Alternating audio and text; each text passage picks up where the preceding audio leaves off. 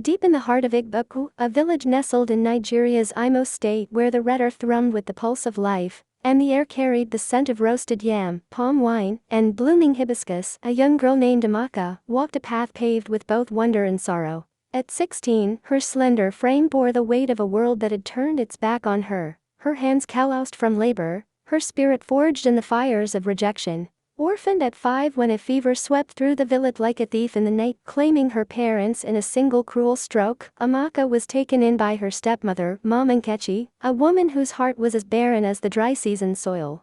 To Mama Nkechi, Amaka was a burden, a living reminder of a past she wished to bury beneath the dust of her resentment. But Amaka was no ordinary girl. She was touched by a divine gift, a spark from the ancestors, or perhaps Chukwu, the great Igbo spirit of creation. In her dreams, visions unfolded like sacred scrolls, guiding her hands to crush herbs into remedies that healed where medicine faltered. Fevers broke under her touch, rashes vanished like mist under the morning sun, and pains melted away like wax in a village fire. Yet, in a community where superstition cast long shadows, her gift was not celebrated but feared. Branded a witch by those who mistook the divine for the demonic, Amaka faced accusations that cut deeper than any machete.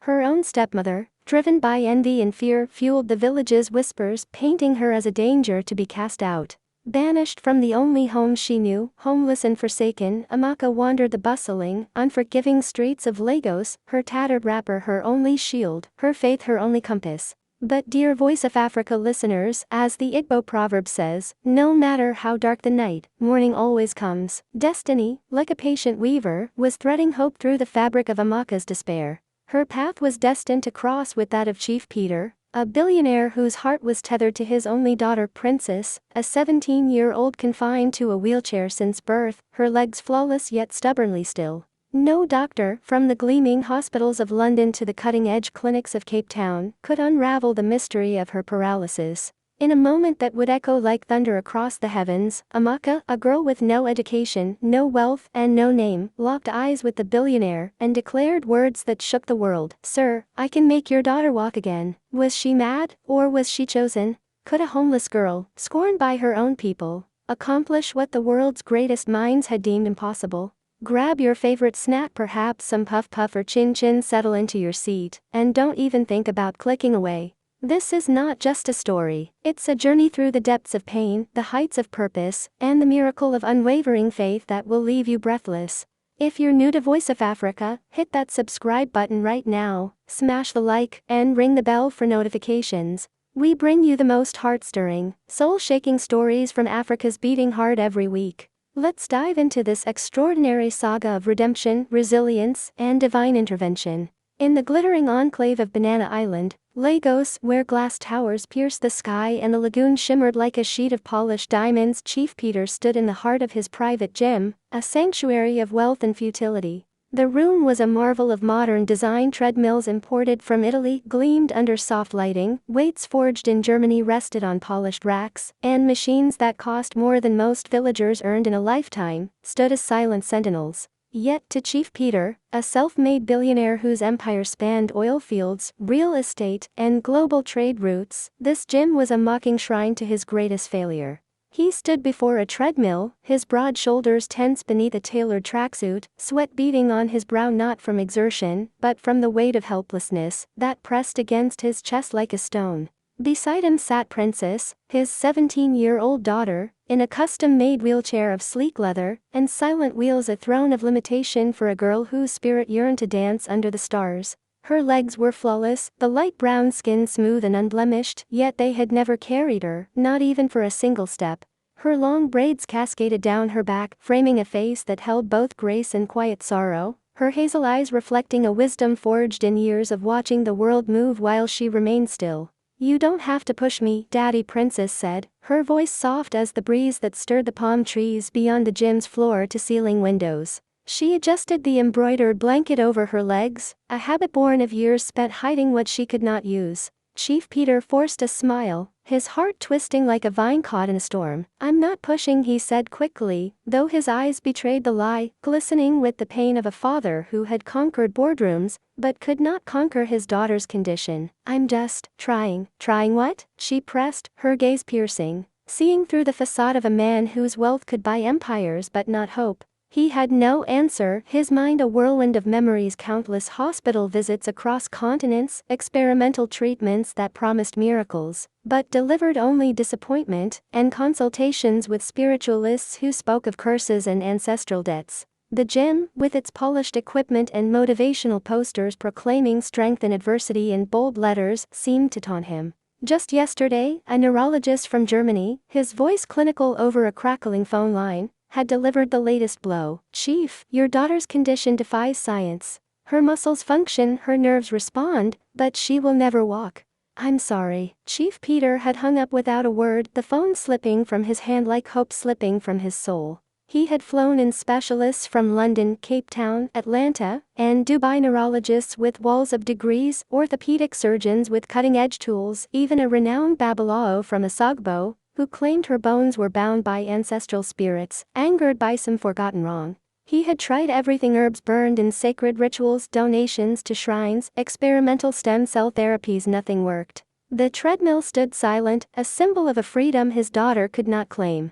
In a world far removed, in the rural heart of Igbokwe village, where mud huts clustered under sprawling acacia trees, and the air hummed with the chatter of market women, the bleating of goats, and the rhythmic clatter of mortar and pestle, Amaka bent over a wooden mortar pounding bitter leaves under the unrelenting sun. The thump-thump of the pestle was her daily anthem, a song of survival etched into her muscles. Her fingers were stained green from the herbs, her palms raw and calloused from endless labor. At 16, she carried the burdens of someone twice her age, her slender frame shaped by a life of toil and loss. Orphaned at 5, she had been taken in by Mama Nkechi, whose resentment burned hotter than the village fires during the New Yam festival. "Do you want to sleep without food tonight, you lazy girl?" Mama Nkechi's voice barked from inside the hut, sharp as the crack of a palm frond whip. Amaka didn't respond. She knew the routine all too well: pound the leaves, sweep the compound, wash the pots, repeat until her body ached, and the stars emerged like lanterns in the sky. Silence was her shield. The fewer words she spoke, the fewer slaps she received, the fewer accusations pierced her heart. But Amaka was different, a truth that both blessed and cursed her existence. She possessed a gift, a divine mystery that whispered to her in dreams and visions, guiding her hands to create remedies from the earth's bounty. Villagers came to her in secret, their steps cautious under the cover of night: a child with a fever, an elder with aching joints, a woman with a rash that wouldn't fade. Amaka would crush herbs: bitter leaf, scent leaf, moringa, mix them with water drawn from the village stream, and murmur instructions that seemed to flow from a source beyond her understanding. The sick recovered, fevers broke like a dam giving way, pains vanished like smoke carried by the wind. Yet, instead of gratitude, she earned fear. "She's not normal," the neighbors whispered behind cupped hands, their eyes darting as if she might overhear their thoughts and cast a spell. "That girl sees things in her sleep, she's dangerous." Once she saved a choking boy by pounding a root into a paste and rubbing it on his chest, her hands steady, as she whispered words she didn't fully understand. 2 days later, his mother spread tales of spirit water and dark magic, her voice trembling with fear and awe.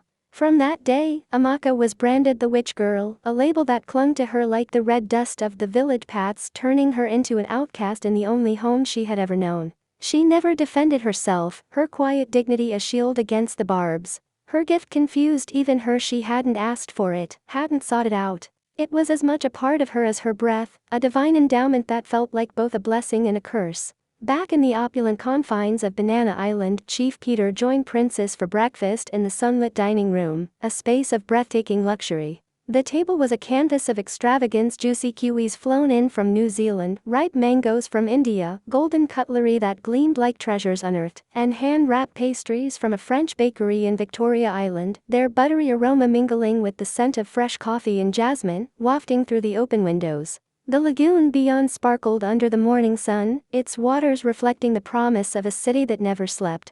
Chief Peter watched Princess pick at a croissant, her delicate fingers crumbling the flaky pastry without eating, her expression distant as she gazed at the shimmering water. "Would you like something else?" he asked, his voice gentle, masking the ache that gnawed at his chest like a persistent hunger. "No, Daddy," she replied, her smile forced, a thin veil over the quiet sorrow that had become her constant companion. "I'm okay." He hated how normal their routine had become, how the mansion's opulence, marble floors, crystal chandeliers, walls adorned with art from Paris and Abuja couldn't fill the void of her immobility. Pushing his own plate aside, he leaned in, his eyes searching hers, seeking a spark of the joy he once saw in her as a child. "Would you like to go out tomorrow?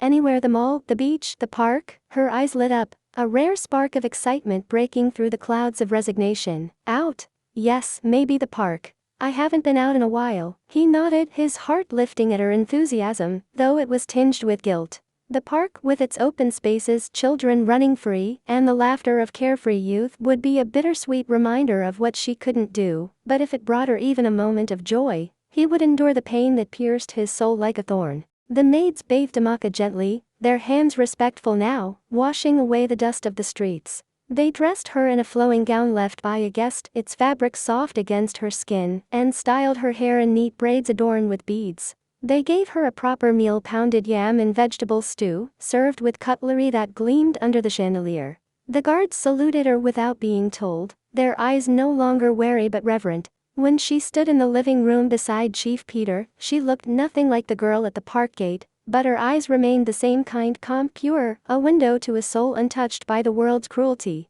Later that evening, he called her aside to the rooftop terrace where the moon hung bright, the breeze carrying the scent of flowers from the garden below. "Amaka," he said, his voice thick with emotion, "I've spent millions, doctors, hospitals, prayers. Nothing worked. You changed my life, my daughter's life. Tell me what you want, a house, a car, 10 million, 20. She smiled gently, shaking her head. "Nothing." He blinked, disbelieving. "Nothing? I don't want your money or your house," she said, her voice low but firm. "I want my name back." He frowned. "Your name? I was thrown out of my village, accused of witchcraft for a gift I didn't ask for. People called me evil, a curse, a demon. I want the world to know the truth, that I'm not a witch. I'm just a girl who helped." Chief Peter's eyes filled with tears, his voice a whisper. "I swear to you, Amaka, I'll make the world know who you really are." 3 days later, Amaka stood on a polished stage in a Lagos conference hall, dressed in a pale blue gown that flowed like a river around her feet, its fabric catching the light of flashing cameras. The hall was packed, journalists with notepads, doctors with skeptical frowns, public figures, influencers, and curious onlookers, all drawn by the story that had begun to spread like wildfire across Lagos and beyond. At her side stood Chief Peter, his hand gently on her shoulder, and beside him, Princess, standing tall, without support, without wheels, her smile radiant, her presence a living testament to the impossible made real. Every camera in the room was pointed at them, the air electric with anticipation. Chief Peter stepped to the microphone, his voice steady but thick with emotion. "For 17 years," he began, "I searched the world for a cure. I went to hospitals in South Africa, Switzerland, the US. I paid every consultant, every specialist, every healer. Nothing worked." He paused, his eyes damp, the crowd silent. "But then I gave food to a girl at a park, a girl I didn't know. A girl the world had thrown away." Murmurs rippled through the crowd, heads turning to Amaka. He continued, his voice rising, "Her name is Amaka. She is not a witch. She is not cursed. She is not a fraud. She is a gift." Flashbulbs popped, reporters whispered, phones recorded every word. "This girl did what science could not. She gave me back my daughter. And all she asked in return was to be cleared of the lies the world pinned on her." He stepped aside, gesturing to Amaka. She stood still for a moment, her heart pounding, then approached the microphone, clearing her throat softly. "Most of you don't know me," she began, her voice steady, carrying the quiet strength of a river that has carved its path through stone. "And maybe some of you don't believe what you've heard. That's okay. I've lived most of my life being doubted." She paused, her eyes scanning the crowd, finding faces both curious and skeptical. "I didn't go to school. I didn't grow up in a mansion. I never saw my parents live long enough to explain why I am the way I am. All I know is that people come to me sick, and sometimes, somehow, they leave better." Her voice trembled slightly, but she lifted her chin, her resolve unbreakable. "But instead of being called gifted, I was called a witch. They threw me out of my village. I begged for food. I slept near market gutters. Nobody wanted to touch me. Nobody wanted to believe me. But Chief Peter believed enough to give me food when I was starving, and his kindness was the beginning of everything." She turned, her eyes locking onto the cameras, her voice rising with quiet power. "So to anyone who's ever been rejected, abandoned, labeled by fear, this is for you. You are not a curse. You are not invisible. And your voice matters. The crowd rose to their feet, some clapping, some crying, others standing in stunned silence. Princess walked over, her steps steady, and hugged Amaka tightly, their embrace captured by every lens, a moment of sisterhood forged in miracles. Later that night, on the rooftop terrace, the moon casting a silver glow over the estate, Chief Peter sat with Amaka, the breeze carrying the scent of frangipani, and the distant hum of Lagos nightlife. I've cleared your name in the press, he said, his voice firm, but I want to do more. Amaka shook her head, her eyes reflecting the moonlight. You've done enough. No, he said, his tone resolute. I'm not done. I want to sponsor your education, send you to the best schools, give you a chance to learn what you were denied. I want to build a foundation in your name, a center for gifted children who don't fit the world's mold, children like you, who see things others can't. Let them find their voice, too. Amaka turned to him, stunned, tears welling in her eyes, but refusing to fall. Why? She asked, her voice barely a whisper. Because when you healed my daughter, you healed something in me, he said, his voice breaking. You reminded me what faith looks like, what kindness can do. She nodded slowly, and for the first time in her life, she believed she belonged somewhere, that her gift was not a curse, but a calling. Back in Igbokwe, the village that had cast her out buzzed with a different kind of energy. Radios crackled with news reports, televisions flickered with images of Amaka on the stage, her words echoing across Nigeria. Isn't that the same Amaka who used to walk barefoot? Villagers whispered, their voices a mix of awe and shame. She's the one who healed a billionaire's daughter. I always said that girl was special, an old woman lied, her neighbors nodding, their memories conveniently rewritten. Mama Nkechi sat alone on her porch, her arms crossed, her face blank, the silence around her compound louder than any curse she had ever hurled. No one came to her with yams or gossip, no one offered her a seat at the market. Shame, as the Igbo proverb goes, is a guest that arrives uninvited, but stays long. Weeks passed, and Amaka began classes at a private learning center in Lagos, her books and uniforms funded by Chief Peter's Foundation. She lived in a modest apartment, its walls painted a soft cream, a far cry from the mud hut of her past. Princess visited often, their bond growing like sisters, their laughter filling the small space, as they shared stories of dreams and hopes. One day, during a small outing to a local market, a mother approached Amaka, her eyes desperate, her young son limping beside her. Please, the woman said, kneeling, I heard what you did. Help my boy. Amaka knelt before the child, her smile warm, her hands gentle as she examined his leg. I'll try, she said, her voice carrying the weight of a promise. She had been silenced once, cast out, labeled a curse, but now she was a voice for the voiceless, a beacon for those the world had forgotten.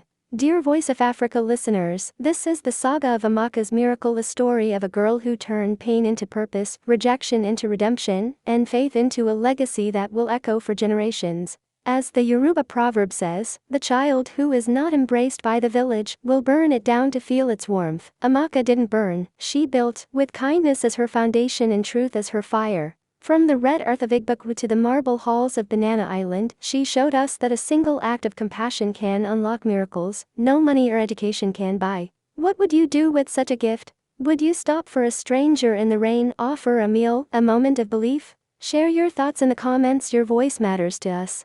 Hit that subscribe button, smash the like, and ring the bell, so you never miss a story like this one. A new tale of hope and heart is coming soon, so stay with us, Voice of Africa family. Let's keep spreading the lessons of love, faith, and redemption together. Until next time, may your heart be as open as Amaka's, and may your faith move mountains. Meanwhile, in the heart of Banana Island, Chief Peter parked his gleaming black SUV outside Lagos's most luxurious children's park, a verdant oasis of manicured lawns, colorful swings, and fountains that sparkled like diamonds under the midday sun. The park was alive with the laughter of children, their feet pounding the grass, their voices a symphony of carefree joy that echoed off the palm trees lining the perimeter. He opened the SUV's door and lifted Princess gently into her wheelchair, her weight light in his arms, but heavy with meaning, each movement a reminder of the life she could not fully live. She smiled, her hazel eyes taking in the vibrant scene, the children running, the kites soaring, the ice cream vendors calling out their wares. For the first time in months, her face lit with genuine happiness, a spark that warmed Chief Peter's heart even as it pierced it. He stood beside her, his tailored suit impeccable, his expression a mask of calm that hid the storm within. "You look happy," he said softly, his voice tinged with both hope and sorrow. "I am," she replied, her eyes bright, her smile a beacon in the darkness of his despair. "Thank you for bringing me," he nodded, but inside, hope was fading, a flame flickering in the wind. The sight of other children dashing about, their legs carrying them with effortless grace, was a silent dagger, a reminder of the freedom his daughter could only dream of. Less than a mile away, Amaka had risen from her makeshift bed by the market wall, her faith a compass guiding her through the unfamiliar, chaotic streets of Lagos. Her stomach burned with hunger, her legs weak from days without proper food, but the vision burned brighter, urging her forward. She begged for transport, her voice steady despite her ragged appearance, and a bus driver, moved by the quiet desperation in her eyes, let her hang on the back of his rickety vehicle for free. As the bus rumbled toward the city's heart, she clung to the rail, the wind whipping her hair, the urban sprawl unfolding before her towering buildings, honking cars, street vendors shouting over the din. She had never seen such a place, its energy both exhilarating and overwhelming, but she pressed on, her mind fixed on the vision. Eventually, she reached a roundabout with a large fountain, its water spraying like a blessing from the heavens, the sound a soothing counterpoint to the city's chaos. In the distance, she saw the park, and there, beside a black SUV, stood the man from her dream, his suit impeccable, his face etched with a sorrow that mirrored the one in her vision.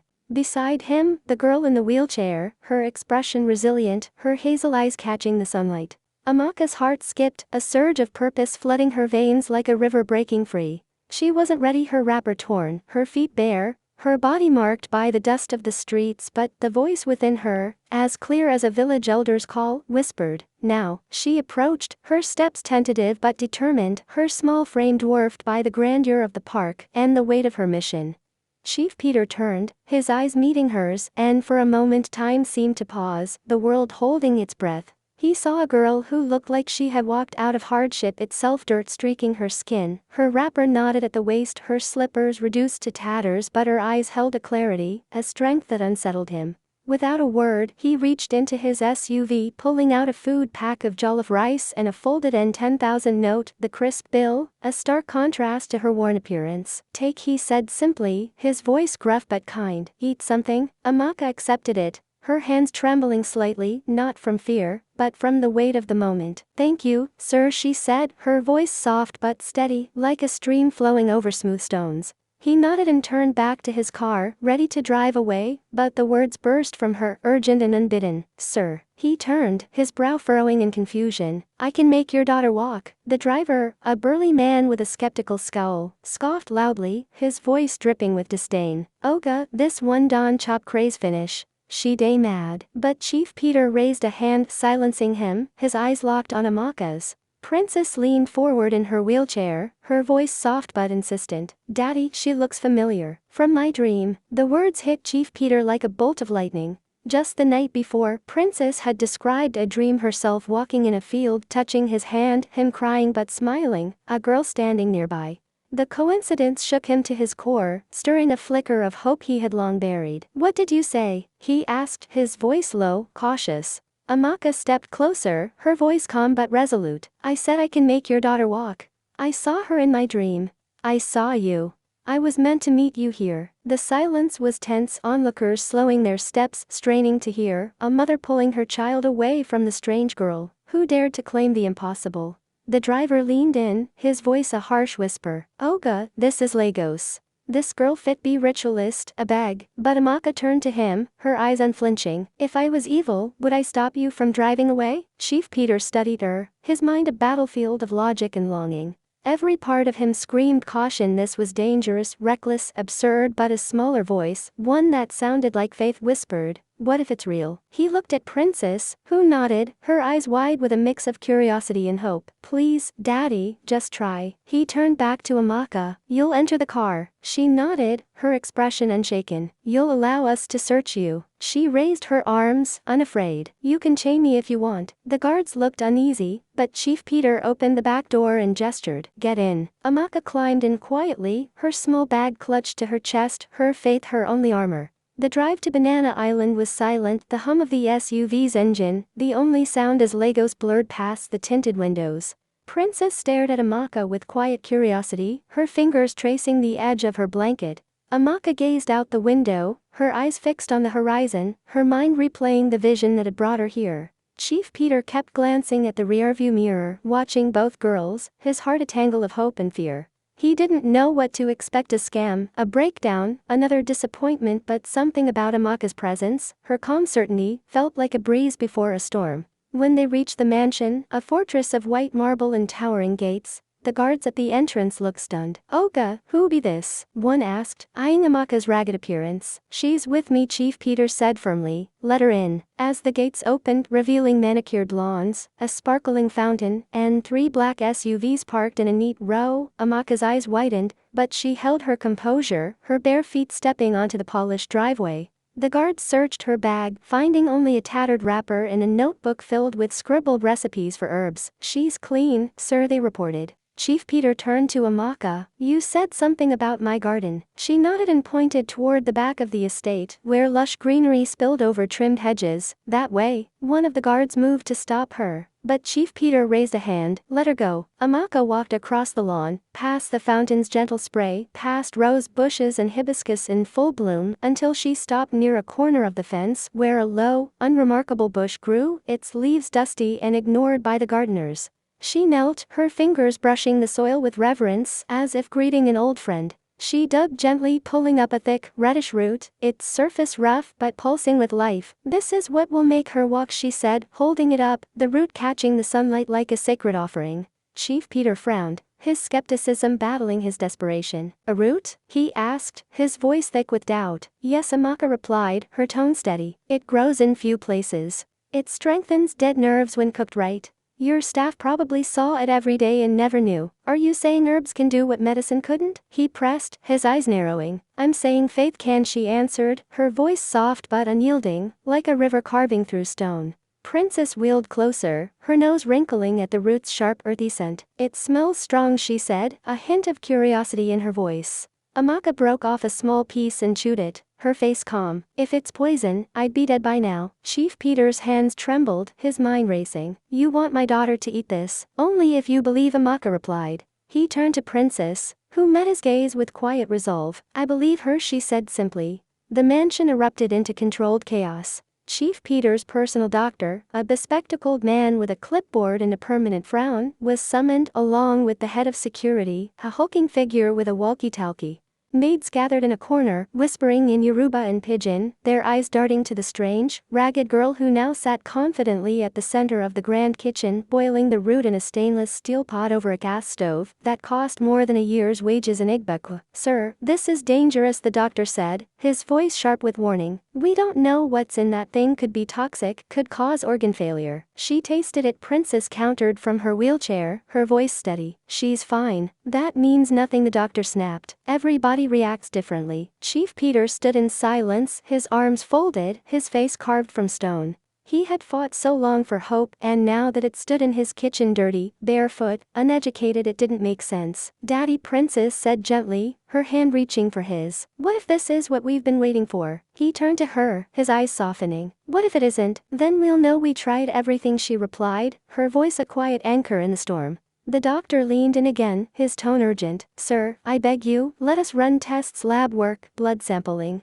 Give us 48 hours. We've waited 17 years," Princess said, her eyes locked on her father's. "If we wait longer, I might lose the courage." The room went silent, the weight of her words settling like dust after a storm. Chief Peter looked at Amaka, who nodded, her expression serene. "I'm not asking for your trust, sir. I'm asking for a chance." Half an hour later, the boiling was done, the kitchen filled with the root's pungent aroma, a mix of earth and spice, that reminded Amaka of her village. She poured the thick brown liquid into a clean glass cup, its surface steaming faintly, and placed it before Princess. "Drink half now, the rest before bed," she instructed, her voice calm but authoritative. Chief Peter stood by the door, his arms still folded, his face unreadable. Princess reached for the cup, her hands steady despite the eyes watching her, maids, guards, the doctor, all holding their breath. One of the guards stepped forward. "Sir, do we allow this?" Chief Peter didn't respond, his gaze fixed on his daughter. "Sir," the doctor repeated, louder now, "we're all looking to you." Princess drank, the liquid sliding down her throat with no drama, no shaking, no foaming at the mouth.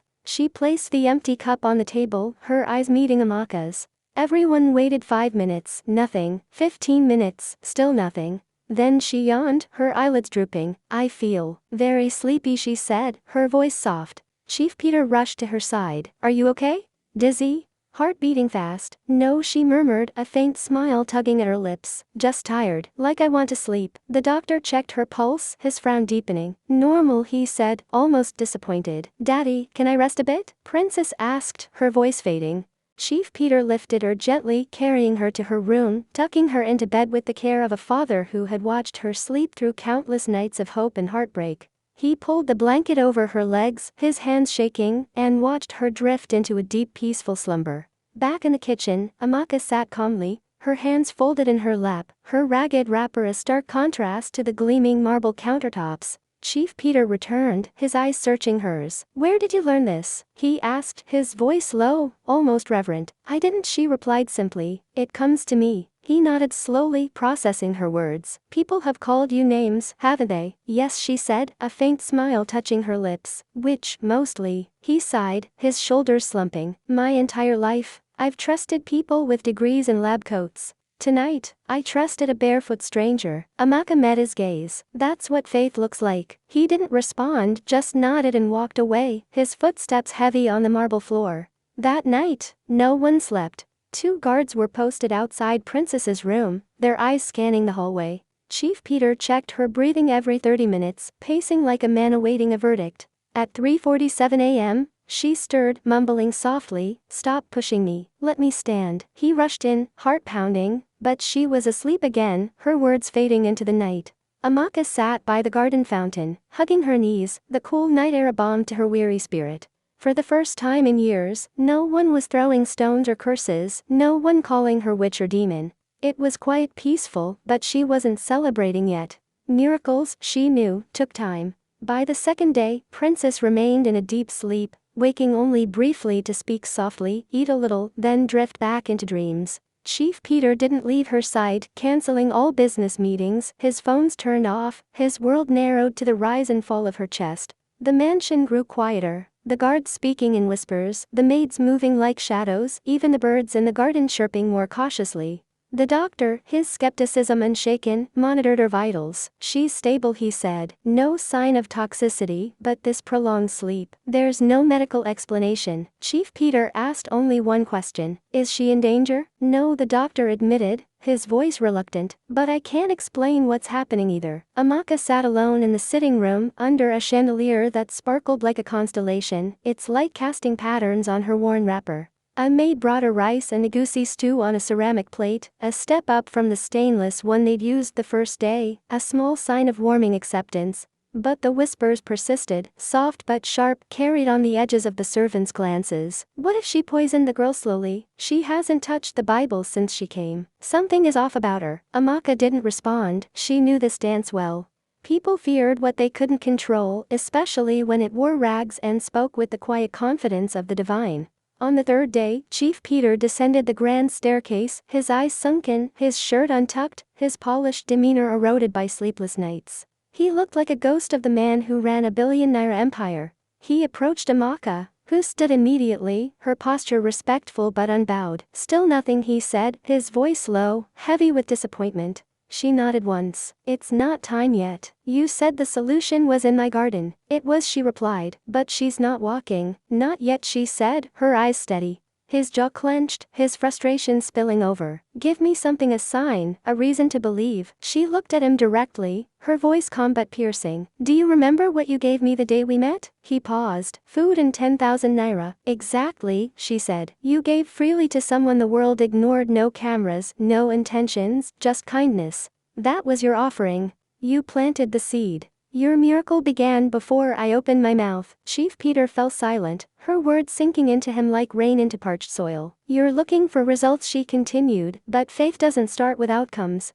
It starts with obedience." He swallowed hard, his voice barely a whisper. "You sound like a prophet." "I'm not," she said, a faint smile breaking through. "I'm just a girl God didn't forget." That night, something shifted. Princess stirred restlessly in her sleep, whispering words no one could decipher. At one point, she cried out softly, "Stop pushing me. Let me stand on my own." Chief Peter rushed in, his heart racing, but she was asleep again, her face peaceful. The doctor, standing nearby, noted a slight rise in her body temperature. "Is that bad?" Chief Peter asked, his voice tight. "I don't think so," the doctor replied, puzzled. Amaka stood at the doorway, watching silently, her presence a quiet anchor. The next morning, the fourth day since Princess drank the root mixture, she opened her eyes fully, her gaze different, alert, focused. She stared at her legs for a long time, as if seeing them for the first time. "I feel different," she whispered, her voice trembling with a mix of fear and wonder. Chief Peter moved closer, his breath catching. "Different how?" "My feet. They're warm," she said, her eyes wide.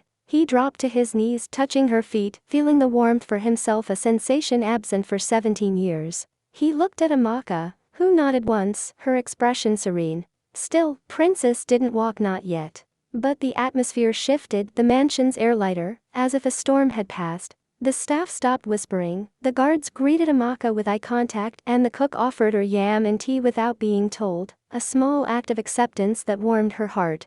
That evening, Chief Peter found Amaka in the garden, sitting by the fountain, the moonlight casting silver patterns on her face. "I haven't said thank you," he said, his voice softer now, less guarded. "Because nothing's happened yet?" she asked, her tone gentle but knowing. He nodded, a faint smile breaking through. "You don't owe me thanks," she said, "just truth. When this is over, tell the truth about me." He didn't answer, but he sat beside her in silence, the sound of the fountain quiet him. It was enough for now, a moment of shared hope in a world that had tested them both. The morning of the fifth day dawned quiet, the mansion bathed in the golden light of a Lego sunrise. Chief Peter hadn't slept, his vigil unbroken, his eyes bloodshot as he sat by Princess's bedside, watching her every breath. At exactly 7:42 a.m., something happened, a moment that would be etched into the family's history like a proverb passed down through generations. Princess opened her eyes, not with the sluggishness of the past days, but with a sudden clarity, sitting up quickly, her breathing fast, like someone waking from a heavy dream. "I need to stand," she whispered, her voice trembling with urgency. The nurse in the room froze, her hands hovering over a tray of medical supplies. "What? I need to stand," Princess repeated, throwing off her blanket with a determination that stunned the room. "Please, don't call my father yet." But she didn't wait for permission. She turned, shifting her legs over the side of the bed, her toes brushing the cold marble floor, then the soles of her feet, then her heels. For the first time in her life, her legs held her weight, trembling but resolute. The nurse gasped, "Jesus." Princess rose slowly, her knees shaking, but she stood alone, unaided, a miracle unfolding in the quiet of her room. She wasn't dreaming. She wasn't falling. She was standing. And then, step by tentative step, she walked to the door, barefoot, unsteady, but real, her movements a dance of defiance against 17 years of impossibility. The nurse's scream shattered the mansion's silence, a cry of awe and disbelief that echoed through the halls. Chief Peter heard it from the study, where he was rereading medical reports, his heart leaping as he ran toward the noise, fear and hope warring within him. He reached the doorway and stopped, his breath catching in his throat. There was Princess, walking toward him, her smile radiant, tears glistening in her hazel eyes. "Daddy," she said, her voice breaking with joy, "I can walk." He dropped to his knees, his hands covering his face, a sob tearing from his chest, a raw, broken sound that carried years of pain and relief. My God," he cried, grabbing her, holding her close, kissing her face 100 times. "You're walking. You're walking." She laughed through her own tears, her arms wrapping around him. "I don't know how, but I can." The mansion erupted into chaos, maids screamed, guards rushed to see, the doctor collapsed into a chair, muttering, "This isn't science." Outside, Amaka sat by the fountain, her eyes fixed on the horizon, her heart steady. She didn't flinch when the gates burst open, and Chief Peter ran toward her, breathless, his face alight with wonder. "She's walking," he said, his voice trembling. "I know," Amaka replied calmly, a faint smile touching her lips. He looked at her, truly seeing her for the first time, not a beggar, not a witch, but a vessel of something divine. "You did it?" "No," she corrected gently, "you did. The day you gave me food without knowing who I was, that was the price. You paid it in kindness." He stared at her, his voice cracking. "How do I thank you?" "You don't have to," she said. He turned to his guards. "Bring her new clothes, shoes, everything. Let her look like the queen she is." That same night, as Lagos glittered like a constellation of dreams fallen to earth, Amaka sat outside Mama Nkechi's mud-walled hut perched on a rough wooden bench that dug into her back, her eyes fixed on the vast, star-strewn sky. She hadn't eaten. Mama Nkechi had claimed the yams weren't enough, her voice dripping with disdain as she tossed scraps to her own children and left Amaka with nothing. Amaka's stomach growled, a low rumble like distant thunder, but she ignored it, her mind adrift in a sea of thoughts. The cool night breeze carried the scent of wood smoke from neighboring fires, the faint tang of palm wine, and the distant call of a nightjar, its mournful cry echoing her own unspoken longing. Closing her eyes, she felt the world fade, and a vision swept over her like a river's current, pulling her into its depths.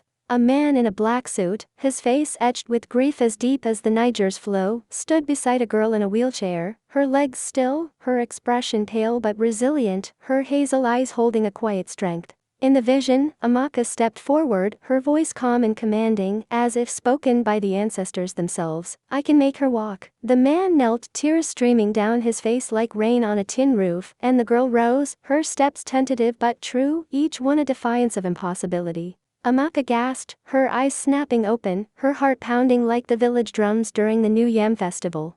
This was no mere dream, it was a divine directive, a call from the ancestors, perhaps from Chukwu himself, the great spirit who shaped the world. Mama, she called softly, rising and approaching the hut's weathered door, her voice trembling with the weight of what she had seen. I saw someone. I think I'm supposed to help them. Mama Nkechi's laughter erupted from within, harsh and mocking, like the caw of a crow startled from its perch. What nonsense again? You want to wake the spirits with your madness? Amaka pressed on, her words tumbling out like water from a broken pot. I saw a girl who couldn't walk. I saw myself helping her.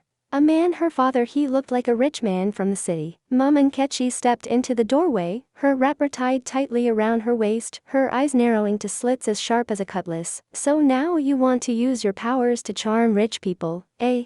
To become madam overnight, lording over us poor villagers? Amaka shook her head, her voice pleading, desperate to be understood. It's not like that. The vision, it was clear. I have to go. But she didn't finish. The slap came hard, stinging her cheek like fire, leaving a red mark that burned in the night air. If I hear you mention that dream again, I'll bury you next to your dead mother, Mama Nkechi snarled, her face twisted with rage. Amaka turned away, the sting fading, but the vision burning brighter, its pull as undeniable as the tide. Deep within her, she knew something had begun, a thread of destiny unraveling, a path opening that she could not ignore. The next morning, as the sun rose over Igbokwe painting the sky in hues of gold and crimson like an artist's masterpiece, Amaka woke with a pounding heart, the vision still vivid, its details etched into her mind like carvings on a sacred mask. She hadn't slept well, the dirt floor of the hut hard against her back, mosquitoes buzzing like unwelcome spirits in the night. She rose quietly, slipping out to begin her chores, her bare feet padding softly on the red earth, the village awakening around her with the clatter of pots and the chatter of early risers. In the open kitchen, a thatched space with a fire pit and a stack of firewood, she fetched water from the clay pot, her movements mechanical, her mind tethered to the vision of the man, the girl, and the promise of healing. Mama Nkechi dropped a pot on the ground with a deliberate clang, her voice sharp as a machete's edge. Lazy witch, still in bed? Dreaming of becoming madam, eh? Amaka bent to pick up the pot, her head spinning from the vision's intensity, her fingers trembling as they gripped the rough metal. Something is coming, she murmured under her breath, her voice barely a whisper, like a prayer to the ancestors.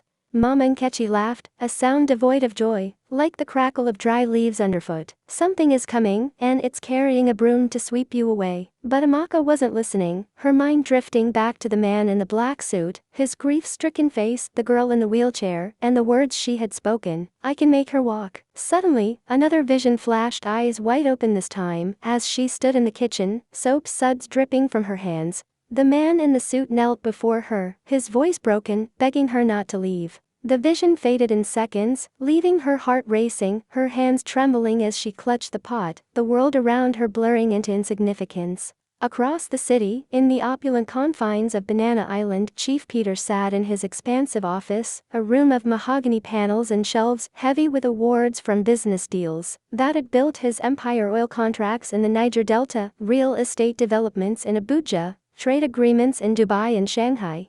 His lawyer, a sharp-suited man with a briefcase full of secrets, and his private doctor, a gray-haired expert with a clipboard of failures, flanked him at the polished conference table. She's been checked in South Africa, India, Switzerland, the doctor was saying, his voice clinical, but laced with the weariness of defeat. Her nerves are fine, her bones healthy, her spine aligned, but still, nothing. No explanation for why she can't walk. The lawyer leaned in, his tone cautious, his eyes avoiding Chief Peters. Sir, forgive me, but maybe it's time to accept she may never walk. Chief Peters said nothing, his eyes fixed on Princess through the glass door, where she sat in the lounge, her wheelchair a constant shadow, her gaze distant, as she flipped through a book of poetry, her fingers lingering on a page, as if searching for answers in the words. The weight of 17 years pressed on him like the humid Lagos air, each failed treatment a scar on his soul. He had consulted neurologists who spoke of rare syndromes, orthopedic surgeons who suggested experimental implants, even spiritualists who burned incense and chanted prayers to ward off supposed curses from envious rivals. One, a renowned Babalao from Asogbo, had claimed her bones were bound by ancestral spirits, angered by some forgotten wrong in the family's lineage. Chief Peter had tried it all: herbs steeped in sacred rituals, donations to shrines, experimental stem cell therapies flown in from Dubai. Nothing worked. The room fell silent, the air thick with unspoken grief, the only sound the soft hum of the air conditioner, and the distant lapping of the lagoon against the mansion's private dock. That same morning, as Amaka washed clothes in a basin behind the hut, the soapy water swirling with dirt and the scent of Omo detergent, a woman from the next compound came running, her Ankara skirt hiked up, her face etched with panic. Amaka, you're the one who sees things, eh? She panted, her voice trembling with urgency. Amaka stood, water dripping from her hand onto the red earth, her heart skipping a beat. Why? She asked, her voice steady despite the sudden rush of adrenaline. It's Chiefy's, he's sick, shaking, can't breathe well. Come quick. Amaka's mind flashed to a dream from the previous week. Chiefy's, a respected elder known for his booming laugh and generous gifts of palm wine during festivals, clutching his chest, his face contorted in pain, gasping for air. She had warned Mama Nkechi immediately, her voice urgent, her eyes wide with the weight of the vision. Mama, Chiefy's is going to die. I saw it. He needs to check his blood pressure, maybe something is wrong with his heart. Mama Nkechi had burst into laughter, her eyes glinting with mockery. You've started again, eh? You want to kill the chief too? I'm not killing him, Amaka had pleaded, her voice shaking but resolute. I only warned. He needs to go to the hospital. Should I carry you there so you can rub his chest too? Mama Nkechi had sneered, her words dripping with venom. Now, the vision was unfolding, its truth as undeniable as the sun overhead. Amaka dropped the clothes and rushed to Chief Ease's compound, the villagers parting like the Red Sea, their eyes a mix of hope, fear, and suspicion, whispers trailing her like smoke. Is that the witch girl? She's the one who sees death. She found Chief Ease slumped in a wicker chair on his veranda, his breath labored, sweat beading on his brow like dew on a leaf.